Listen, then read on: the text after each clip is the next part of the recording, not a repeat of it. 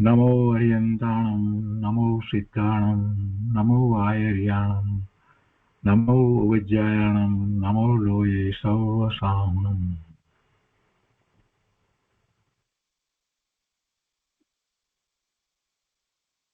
પૂજ્ય ગુરુદેવ કાનજી સ્વામીએ 45 વર્ષ સુધી આગમોનો અભ્યાસ કરાયો. ખૂબ દ્રવ્યસ્વરૂપની પ્રભાવના કરી. એવા દ્રવ્યસ્વરૂપની પ્રભાવના કરી કે એવા શાસ્ત્રોના કેટલાય લોકોએ તો નામ પણ સાંભળ્યા ન હતા. અને એની ખૂબ સરસ રીતે અધ્યાત્મ અપેક્ષાથી વિસ્તારપૂર્વક જે સમજણ આપી, એમાં કઈ રીતે આત્મામાં જવાય, કેવી રીતે આત્માની અનુભૂતિ થાય, એના ઘણા પ્રકાર એમણે બતાવ્યા. અને એમાંનો એક પ્રકાર એવો હતો કે તમે પર્યાયનું વારંવાર લક્ષ કરો છો તો એ પર્યાયને જરા જુદી રીતે જુઓ ને. એ પર્યાય જે થઈ રહી છે એ ક્રમબદ્ધ થઈ રહી છે, અને એવો ક્રમબદ્ધનો નિર્ણય કરો. પરિણામો જે થઈ રહ્યા છે તે ક્રમબદ્ધ થઈ રહ્યા છે, એમાં ફેરફાર થતા નથી. તો એ વાત ઉપર કેટલાય લોકોએ પ્રશ્ન કર્યા કે પર્યાય ક્રમબદ્ધ તો થઈ રહી છે એમ માનીએ ને પછી પર્યાયમાં ફેરફાર ન થઈ શકે તો પછી મારે કાંઈ કરવા પણ રહેતું નથી, એવો બધા મોટા ભાગના લોકોને એવો વિચાર આવ્યો. અને એના ઉત્તર સમાધાન પૂજ્ય ગુરુદેવે બહુ સરસ રીતે આપ્યા. અને એ વારંવાર એવા સમાધાનો અપાયા, અને એટલે પછીથી એ બધા સમાધાનો જુદી જુદી જગ્યાએ જુદા જુદા શાસ્ત્રના પ્રવચન વખતે જે હતા અપાયા હતા તે એનું એક સંકલન કરી અને એક પુસ્તક બહાર પાડવામાં આવ્યું. એનું નામ ક્રમબદ્ધ પર્યાય, પૂજ્ય ગુરુદેવ શ્રી કાનજી સ્વામીના ક્રમબદ્ધ પર્યાય ઉપરના પ્રવચનોનું સંકલન. અને એનો અત્યારે આપણે સ્વાધ્યાય કરી રહ્યા છીએ. તો એમાં આગળ લઈએ છીએ ક્રમબદ્ધ પર્યાય પ્રવચન. આ પુસ્તકમાં આગળ લઈએ છીએ પાના નંબર 74 ઉપર આપણે 28મો પેટા ભાગ કર્યો છે. અને એમાં એ પ્રશ્ન આપણે કર્યો છે કે જેને પુરુષાર્થ કરવો નથી એ ક્રમબદ્ધમાં થવું હશે તેમ થશે તેમ માની પ્રમાદમાં પડ્યો રહેશે. ને એનો ઉત્તર આપણે મેળવ્યો છે, સમાધાન પ્રાપ્ત કર્યું છે. અને એ પછી આજે હવે આપણે લઈએ છીએ 29મો પેટા ભાગ. એમાં કહે છે પ્રશ્ન કે પર્યાય તો વ્યવસ્થિત જ થવાની છે, એટલે પુરુષાર્થની પર્યાય તો જ્યારે તેનો પ્રગટવાનો કાળ આવશે ત્યારે જ પ્રગટશે.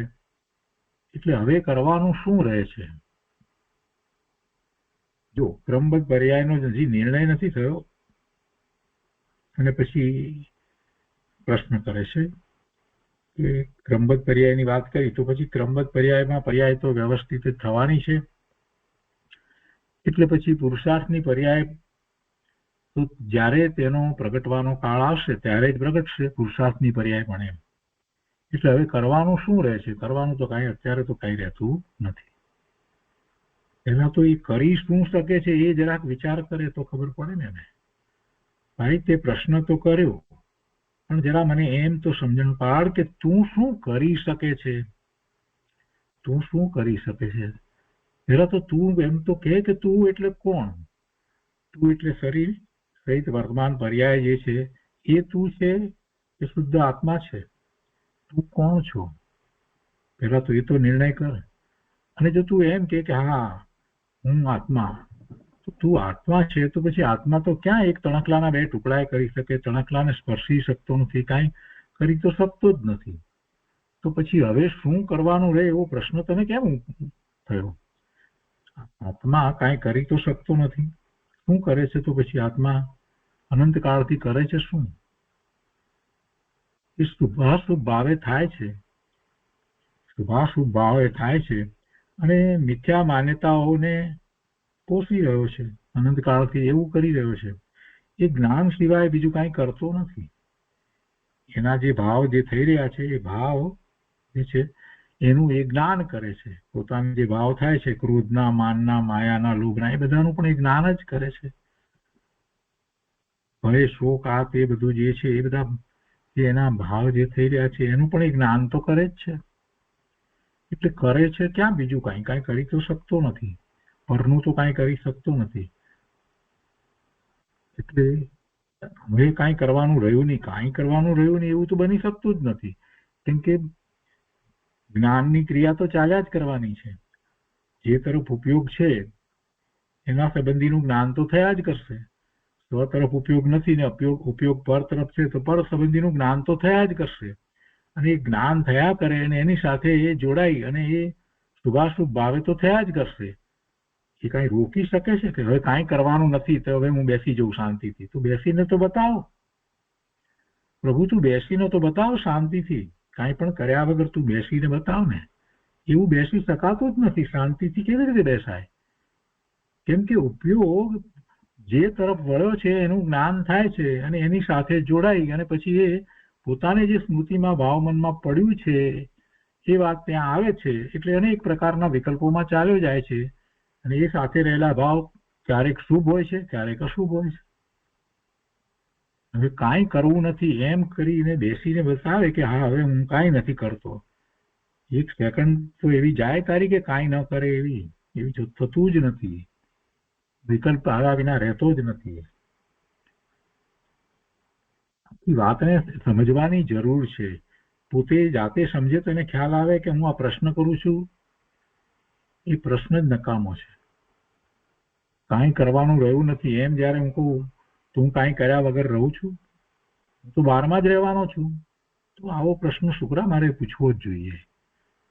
અને ત્યાંથી જ પછી એને પોઝિટિવ થિંકિંગની શરૂઆત થઈ જાય છે. નકારાત્મક જે વર્ણન છે એ જતું રહે છે.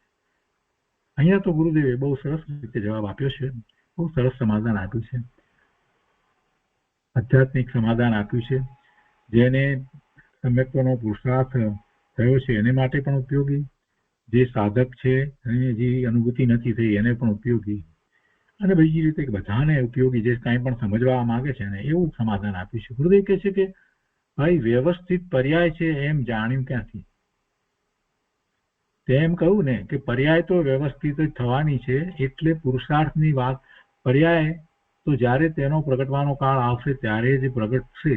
એટલે હવે કરવાનું શું રહે છે? તો ગુરુદેવ કહે છે કે વ્યવસ્થિત પર્યાય થાય છે એમ જાણ્યું ક્યાંથી? વ્યવસ્થિત પર્યાય દ્રવ્યમાં છે તો તેને દ્રવ્ય ઉપર દ્રષ્ટિ કરવાની છે. દ્રવ્યમાં પર્યાયનો આખો પ્રભાગ છે, ગર્ભિત છે, અને એ પર્યાયો એક પછી એક પ્રગટ થાય છે. જો આવો નિર્ણય થયો હોય તો દ્રષ્ટિ દ્રવ્ય તરફ જાય. વ્યવસ્થિત પર્યાય દ્રવ્યમાં છે એમ જો તું કહે તો એનો અર્થ એ થયો કે બધી જ પર્યાયો હોવી જોઈએ તો જ વ્યવસ્થિત હોય ને. એક પર્યાયને માટે વ્યવસ્થિત શું, ન વ્યવસ્થિત શું? તો પર્યાયનો આખો એવો સમૂહ છે અને એક સાથે બધી પર્યાયો થતી નથી, એક પછી એક થાય છે, એટલે ક્રમે થાય છે એ પણ બરાબર છે. તો એવો આખો પ્રવાહ છે એ તો તું જો વ્યવસ્થિત કહે તો એ વાત એમાં આવી ગઈ. તો એ પ્રવાહમાં પર્યાયો છે વ્યવસ્થિત જે થઈ રહી છે એટલે પછી એ ક્રમે થઈ રહી છે. એટલું જો તને સમજમાં આવ્યું હોય તો એ સમજ આવી ક્યાંથી તને? એવો વિકલ્પ કેમ આવ્યો? જરાક વિચાર કરીએ. છે કે વ્યવસ્થિત પર્યાય દ્રવ્યમાં છે તો તેને દ્રવ્ય ઉપર દ્રષ્ટિ કરવાની છે. હું કરવાનું એમ વાત કરી ત્યારે એમ જરાક વાત કરી કે વ્યવસ્થિત પર્યાય છે તો પર્યાય તો આખો પ્રવાહ દ્રવ્યમાં છે તો દ્રષ્ટિ દ્રવ્ય ઉપર કરવાની છે. જો તને એવો નિર્ણય થયો હોય કે ક્રમબદ્ધ પર્યાય થાય છે, વ્યવસ્થિત થાય છે, તો એ પર્યાય જ્યાંથી પ્રગટે છે દરેક સમય નવી નવી પર્યાય જે થઈ રહી છે તો એ બધી પર્યાયને ધરનારું જે દ્રવ્ય જે છે, ત્રિકાળી વસ્તુ જે છે એની પર્યાય વાત થઈ છે. પર્યાય એની પર્યાય થઈ છે. હવામાંથી પર્યાય એમ કોઈ દ્રવ્ય ન હોય ને એવી તો પર્યાય છે નહીં. દ્રવ્ય વિના પર્યાય હોય નહીં ને પર્યાય વિનાનું દ્રવ્ય ન હોય. તો એ દ્રવ્ય ઉપર દ્રષ્ટિ કરવાની છે. શું કરવાનું છે? હવે અમારે કાંઈ કરવાનું રહ્યું એમ તું બોલે છે, પણ ભાઈ તારે દ્રવ્ય ઉપર દ્રષ્ટિ કરવાની છે. પર્યાયના ક્રમ ઉપર દ્રષ્ટિ રાખવાની નથી, પણ ક્રમશર પર્યાય જેમાંથી પ્રગટે છે એવા દ્રવ્ય સામાન્ય ઉપર જ એને દ્રષ્ટિ કરવાની છે. શું કરવાનું છે? કે આ દ્રવ્ય સામાન્ય ઉપર દ્રષ્ટિ કરવાની છે. સામાન્ય ઉપરની દ્રષ્ટિમાં અનંત પુરુષાર્થ આવે છે. દ્રવ્ય સામાન્યની દ્રષ્ટિ કરવી એના એવી એકાગ્રતા કરવી એ કઈ સામાન્ય વાત નથી. એ મોટો પુરુષાર્થ છે. ક્રમબદ્ધના સિદ્ધાંતથી અકર્તાપણું સિદ્ધ થાય છે અને એમાં ક્રમ સામે જોવાનું નથી. એ વાત તો ઘણી વખત આવી. અને હવે આ જે પ્રશ્ન પૂછ્યો તેમાં કહે છે કે ભાઈ કે જ્યાંથી પર્યાય પ્રગટ થઈ રહી છે અને એ ખ્યાલમાં આવે છે તો એવું એ દ્રવ્ય એની દ્રષ્ટિ કરવાની છે અને એ દ્રષ્ટિ એ જ મોટો પુરુષાર્થ છે. દ્રવ્ય દ્રષ્ટિ છે એ જ સમ્યક દ્રષ્ટિ હોય છે અને જે દ્રવ્ય દ્રષ્ટિ કરે છે એને જ અનુભૂતિ થાય છે. એ તો મોટો પુરુષાર્થ છે. એ પછીથી 30મો પેટા ભાગ છે એની અંદર એક પ્રશ્ન કર્યો છે કે જ્યારે આત્મા જ્ઞાયક જ છે તો પછી તેમાં કરવાનું શું? જો પ્રશ્ન જુદી રીતનો છે. ક્રમબદ્ધ પર્યાયની વાતને બદલે અહીંયા પ્રશ્ન જરા જુદો છે પણ બહુ મહત્વનો છે. ક્રમબદ્ધ પર્યાય સાથે જ એ સંલગ્ન પ્રશ્ન છે કે જ્યારે આત્મા જ્ઞાયક જ છે તો પછી તેમાં કરવાનું શું છે? જ્ઞાયક છે તો જાણે છે તો પછી એમાં ક્યાં કરવાની ક્યાં વાત આવી? પછી ગુરુદેવ એનો ઉત્તર આપે છે કે છે કે ભાઈ તું જ્ઞાયક જ છો. તું જ્ઞાયક જ છો, ના નથી, પણ એમ નિર્ણય લાવ. તું મૌખિકપણે બોલે એમ નહીં. તું જ્ઞાયક છો એટલે હું જ્ઞાયક છું એમ નિર્ણય કરવાનો છે. હું જ્ઞાન સ્વરૂપ છું, હું માત્ર જાણવા વાળો જ છું, હું જાણું જ છું, કાંઈ કરતો જ નથી. એવો નિર્ણય થયો છે? એવો નિર્ણય થવો જોઈએ. હજી આ સ્વાધ્યાય પૂરો થયો નથી કે તરત જ મારે આ કરવું છે ને મારે તે કરવું છે. કરવા તો લાગી જાય છે, ભૂલી જાય છે કે હું તો જ્ઞાયક છું. એ વાત તો ભૂલી જાય છે. સ્વાધ્યાય પૂરો થયો નથી અને 5 મિનિટમાં તો ભૂલી જાય છે કે હું જ્ઞાયક છું, હું કરતા નથી, વર્ણો કરતા નથી. એ વાત તો ભૂલી જાય છે. કેટલા બધા તીવ્ર રાગ દેશ પૂર્વક એ પાછું એમાં જ લાગી જાય છે. અરે ભાઈ આટલો સ્વાધ્યાય કર્યો, જરા શાંત તો પડ, કાંઈ અસર ના આવે.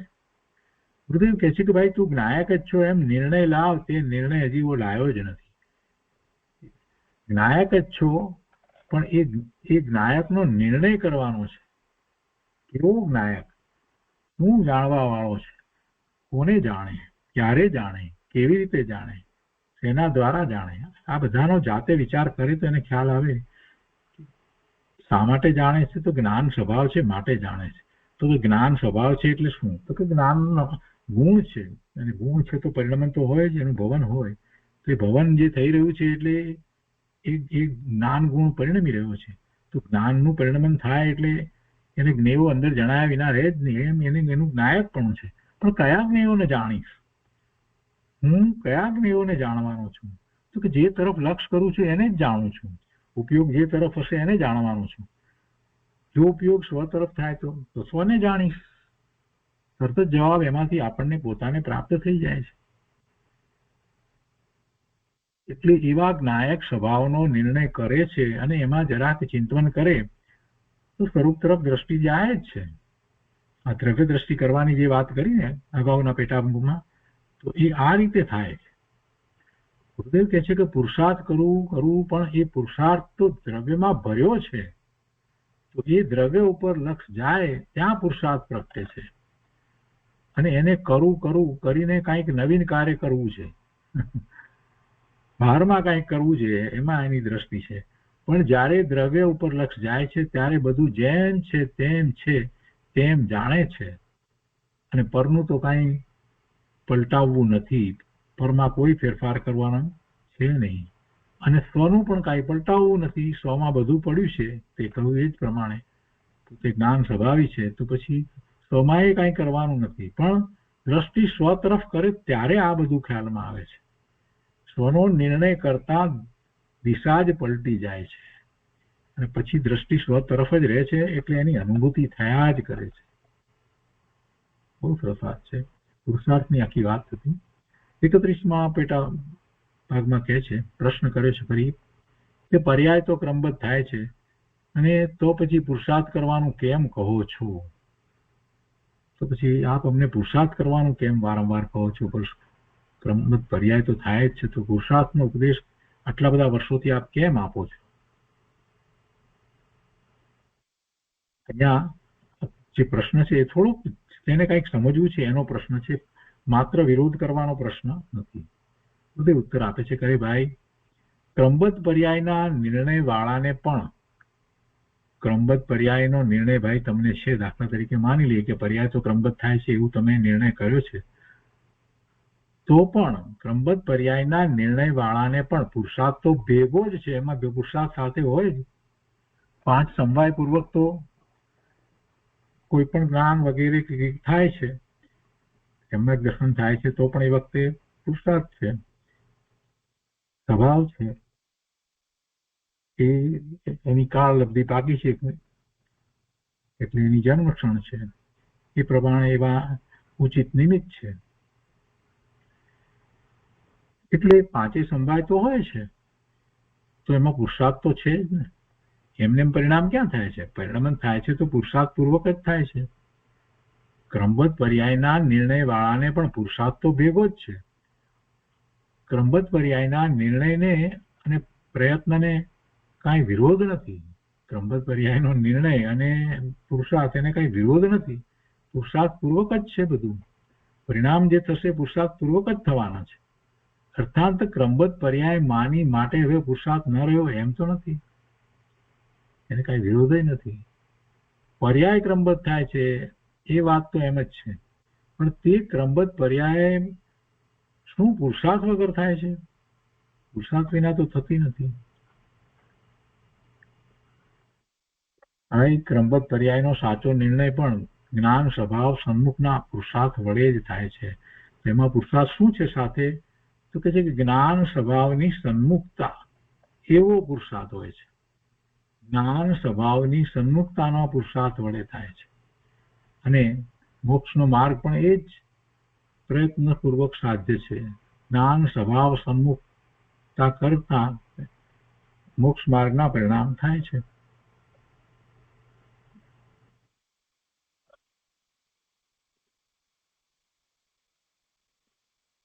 આપણે જે 3 કલાકનો સ્વાધ્યાય કર્યો તેમાં કેટલાક ઉદાહરણો સામાન્ય સમજવા માટે આપ્યા હતા. એમાં એવું હતું કે તમે એમ માનો છો ક્રમમાં થશે ને એમાં એમ એનાથી વિપરીત ન થાય એવું કેટલી જગ્યાએ માનો છો કે જે વિદ્યાર્થી ભણે છે પહેલામાંથી બીજામાં, બીજામાંથી ત્રીજામાં, ત્રીજામાંથી ચોથામાં, પાંચમામાં એમ આગળ વધશે, આગળ ક્લાસમાં આગળ વધતો જશે. અને એ રીતે તમે માનો છો. તમે ક્યારેય એમ માન્યું કે ના પહેલા ત્રીજા ધોરણમાંથી એ 5મા ધોરણમાં જાય ને પછી ચોથા ધોરણમાં આવે, ચોથાનો અભ્યાસ કરે, એવું તમે માનો? સ્વીકારતા જ નથી. તો ત્યાં તો ક્રમ માન્યો છે. અને સાથે સાથે તમે એમ પણ કહો છો કે ભાઈ જો ભણજે બરાબર, નહીતર પછી ત્રીજામાંથી પાસ થઈને ચોથામાં નહીં જવાય, એવું તો બાળકને તમે પણ કહો છો. તો એ પુરુષાર્થની વાત તો તમે સ્વીકારો જ છો. તમે પણ માનો છો કે ત્રીજામાંથી ચોથામાં, ચોથામાંથી પાંચમામાં આગળ બાળક વધવાનો છે, તો પછી એને પુરુષાર્થની વાત તો કરો છો કે ભણજે બરાબર, એમ તો કહો છો ને. તો પુરુષાર્થની વાત તો સાથે હોય જ છે. એટલે પરિણામ જે છે એ કંઈક પુરુષાર્થ વિના થાય છે એવી ક્યાં વાત કરી છે? એ તો કોઈ વાત કરી જ નથી. ખોટા પ્રશ્ન લોકો ઉભા કરે એથી શું થઈ જાય? ગુરુદેવ અહીંયા કહે છે કે ભલે પર્યાય ક્રમબદ્ધ થાય છે પણ પુરુષાર્થ વગર પર્યાય થતી નથી. જે તરફનો પુરુષાર્થ કરે તે તરફની ક્રમબદ્ધ પર્યાય થાય. કોઈ પૂછે કે આમાં તો નિયત આવ્યું ને, એમ હા બરાબર છે, નિયત તો 5 સમવાયમાં જે પર્યાય થવાની છે તે જ થાય છે, એ તો નિયત તો છે જ. ગુરુદેવ કહે છે કે ભાઈ 3 કાળની નિયત પર્યાયનો નિર્ણય કરનાર કોણ છે? જેણે 3 કાળની પર્યાય નક્કી કરી તેને દ્રવ્ય જ નક્કી કર્યું છે. પર્યાય નક્કી કરવા જાય છે એટલે દ્રવ્ય નક્કી થાય તો પર્યાય. દ્રવ્ય વિના પર્યાય ક્યાં છે? પરલક્ષે સ્વનું નિયત માને તો તે એકાંતવાદી વાતોળીઓ છે. પરનું લક્ષ કરી અને સ્વનું નિયત જે થવાયું કે છે તેમ થાય એમ માને તો એકાંતવાદી વાતોળીઓ છે. અને પોતાના સ્વભાવના લક્ષ્ય, સ્વભાવમાં પોતે ભળી અને સ્વભાવની એકતા કરીને રાગ ટાળીને જે નાયક થઈ ગયો છે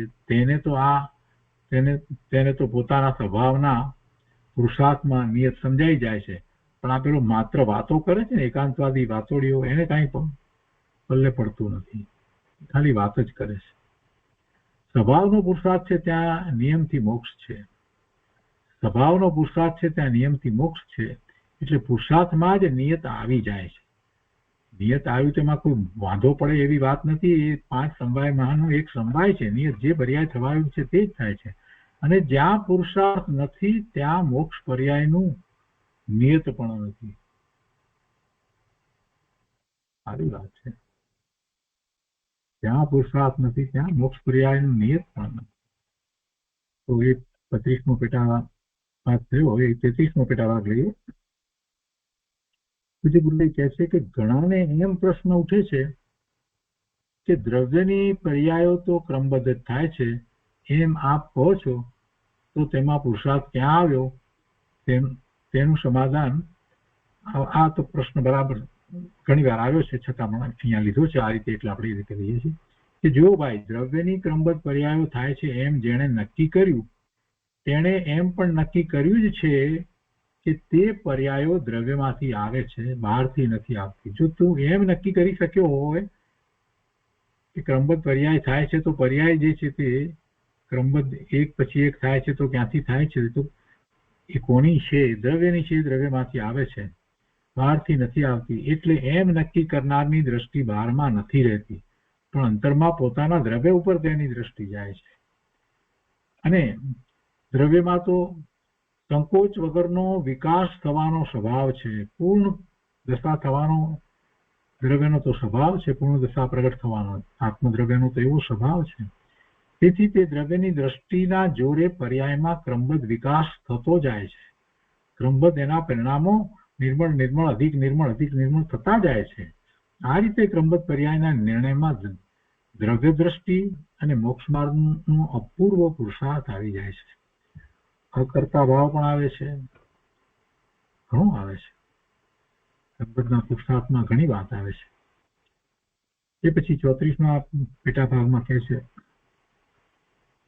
કે કોઈ એમ કહે છે કે આડી અવળી પર્યાય તો થતી નથી, આડી અવળી પર્યાય તો થતી નથી અને પુરુષાર્થ જોઈએ છે, એટલે શું? પ્રત્યેક પર્યાય ક્રમબદ્ધ તો થાય છે. આડી અવળી થતી હોય તો ગોઠવવી પડે, એમ કે પુરુષાર્થ કરીને. જો પ્રશ્ન કરનારને કેવા તર્ક સૂજે છે કે પર્યાય આડી અવળી પર્યાય તો થતી નથી અને પુરુષાર્થ જોઈએ છે, એટલે શું?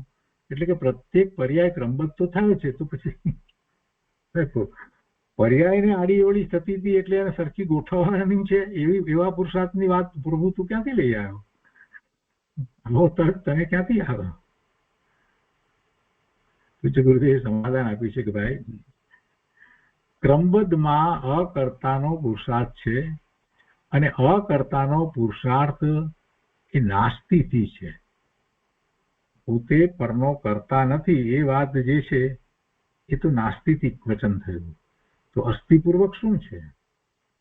અસ્થિથી પોતે જ્ઞાતા છે, તો પોતાના જ્ઞાતાનો પુરુષાર્થ છે. પુરુષાર્થ અકર્તા ભાવનો પુરુષાર્થ આપણે કહ્યો, તો અકર્તા એટલે પરનો કરતા થતો નથી, એ તો નાસ્તિથી વચન થયું. અસ્થિપૂર્વક શું છે? તો કે પોતે જ્ઞાન સ્વભાવી ભગવાન આત્મા છે, જ્ઞાતા છે, એ અસ્થિપૂર્વક વાત છે. તો એ અસ્થિપૂર્વકની વાત જે છે એનો પુરુષાર્થ છે. ક્રમબદ્ધ પર્યાયને છે અને પછી એમાં પર્યાય આડીવડી નથી, તો પછી ગોઠવવાની એવી કોઈ વાત નથી કઈ. એ ક્રમબદ્ધ પર્યાયનો નિર્ણય કરે છે તો એમાં દ્રષ્ટિ દ્રવ્ય પર થાય છે, એટલે પોતાના જ્ઞાતા સ્વભાવનો એને નિર્ણય દ્રઢ થતો જાય છે. એ અસ્થિપૂર્વકનો એ પુરુષાર્થ છે. ક્રમબદ્ધમાં જે સમયે જે દ્રવ્યની જે પર્યાય થાય તે ક્રમબદ્ધમાં અકર્તાપણાનો પુરુષાર્થ છે અને અસ્થિથી જ્ઞાતાનો પુરુષાર્થ છે. અકર્તા એટલે કરવું નથી, આ કરવું એવું નથી. આ કરવું છે એવો કરવાનો જે ભાવ જે છે તે સમી જાય છે એ અકર્તા ભાવમાં. પણ છતાંય અસ્થિપૂર્વક શું છે? તો કે હું જ્ઞાતા છું, હું કઈ કરનારો નથી, તો પછી શું છું? હું જ્ઞાતા છું. તો એવો જ્ઞાતા ભાવનો પુરુષાર્થ થાય. હું જ્ઞાતા છું, જ્ઞાન સ્વરૂપ છું, જ્ઞાતા છું, જ્ઞાયક છું, જ્ઞાયક છું, જ્ઞાયક છું, જાણનારો છું. તો તો એવો પુરુષાર્થ થવો જોઈએ. એટલે જ્ઞાતાપણાનો પુરુષાર્થ છે. આ કરવું નથી એ વાત બરાબર છે કે હું પરનો કરતા નથી એટલે એ કરવું નથી, એ તો નથી કરવું, એ વાત તો સમજાવી. પણ અહીંયા વાત બીજી સાથે એ લેવી છે કે પણ હું કાંઈ કરી શકતો નથી, પણ હું જ્ઞાન કરી શકું છું, તો હું જ્ઞાતા છું. એ વાતને દ્રઢ કરવાની છે અને પછી તો એવી અનુભૂતિ કરવાની છે જ્ઞાતા છે તો.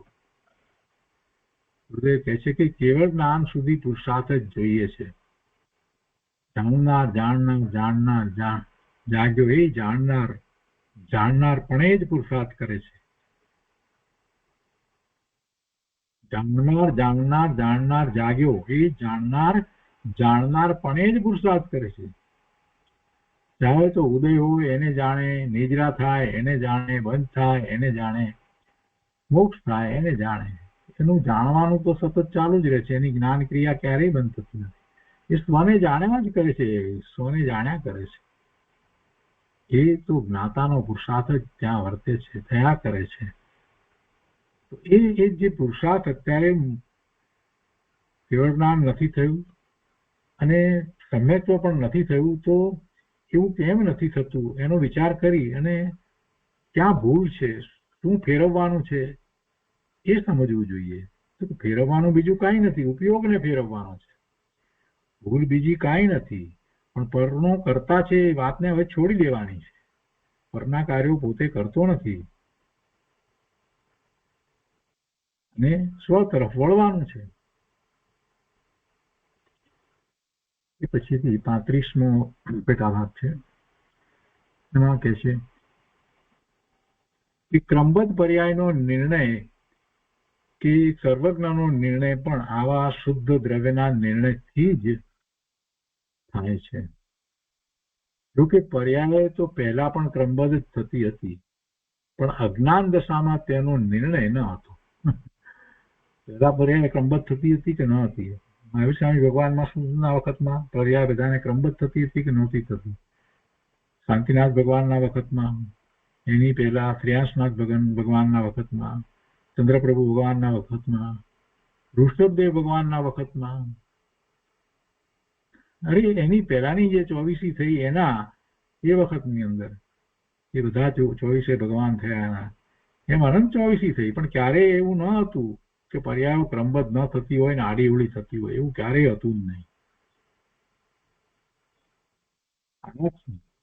ચેતન ભગવાન આત્મા જીવ દ્રવ્ય એમાં એની પર્યાયોનો પ્રવાહ આખો ગર્ભિત છે.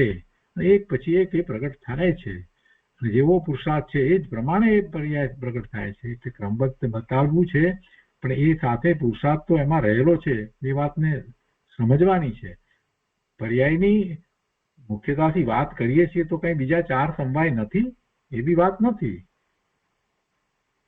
કોઈ પણ એકની મુખ્યતાથી વાત કરવામાં આવે ત્યારે પણ બીજા 4 સમવાય હોય છે. 5 સમવાયપૂર્વક તો આખું કાર્ય થઈ રહ્યું છે. એ કહે છે કે જો કે પર્યાય તો પહેલા પણ ક્રમબદ્ધ જ થતી હતી, પણ અજ્ઞાન દશામાં તેનો એને નિર્ણય ન હતો. શુદ્ધ દ્રવ્યના નિર્ણયપૂર્વક ક્રમબદ્ધ પર્યાયની પ્રતીતિ યથાર્થ થઈ અને શુદ્ધતાનો ક્રમ પણ તેને શરૂ થઈ ગયો.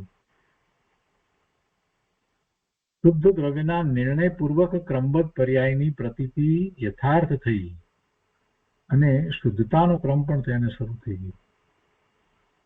એટલે કે દ્રવ્યની દ્રષ્ટિ થઈ ગઈ એટલે હવે જે પરિણામ થાય છે તે શુદ્ધ થાય છે. શુદ્ધ દ્રવ્ય તરફ વળીને જ્યાં ક્રમબદ્ધ પર્યાયનો યથાર્થ નિર્ણય કરે ત્યાં એકલી અશુદ્ધતાનો ક્રમ રહે એમ બને નહીં. એટલે એકલી અશુદ્ધ જ પર્યાય થાય એમ બને નહીં, સાથે ક્રમબદ્ધ થાય માં એને શુદ્ધ પર્યાય પણ થાય. અશુદ્ધ થતી હોય પછી ધીરે ધીરે એ ક્રમમાં જ અશુદ્ધ પર્યાય ઓછી ને શુદ્ધ પર્યાય જ વધારે ને છેવટે પછી શુદ્ધ પર્યાય જ થાય. આ રીતે શુદ્ધ દ્રવ્યનો નિર્ણય, સ્વસન્મુખ દ્રષ્ટિ, સર્વજ્ઞનો નિર્ણય, ક્રમબદ્ધ પર્યાયનો નિર્ણય, શુદ્ધ પર્યાયના ક્રમની શરૂઆત, અપૂર્વ પુરુષાર્થ એ બધું એક જ સાથે છે. એ બધું એક જ સાથે છે.